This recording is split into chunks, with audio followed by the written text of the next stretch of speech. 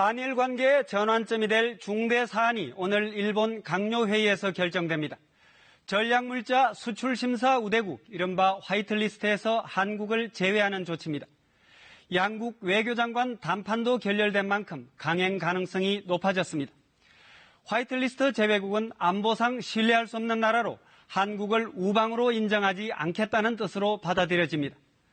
수출 규제로 양국이 첨예하게 맞선 상황에서 화이트리스트 제외는 한일 관계를 파국으로 몰아갈 것입니다.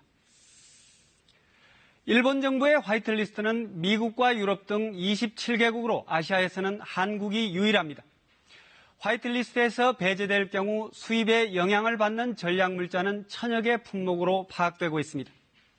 전자기계, 화학 등 다양한 분야가 포함되어 있어 반도체 재료 수출 규제보다 훨씬 광범위한 보복 조치입니다. 일본이 화이트리스트 배제를 강행할 경우 우리 정부도 맞대응할 수밖에 없습니다.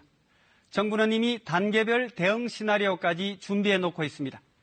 한일 군사정보 보호협정 중단도 검토되고 있습니다.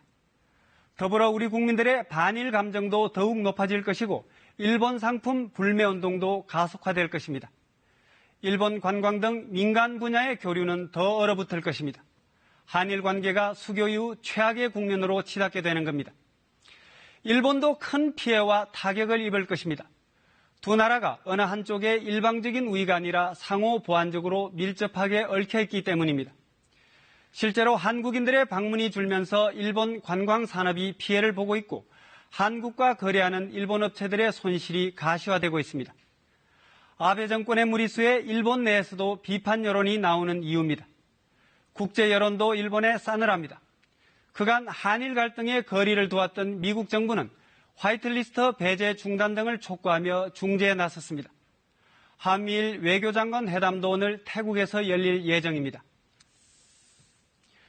첨단 기술을 무기로 한국을 굴복시키려는 아베 정권의 무모한 시도는 결코 성공할 수 없습니다.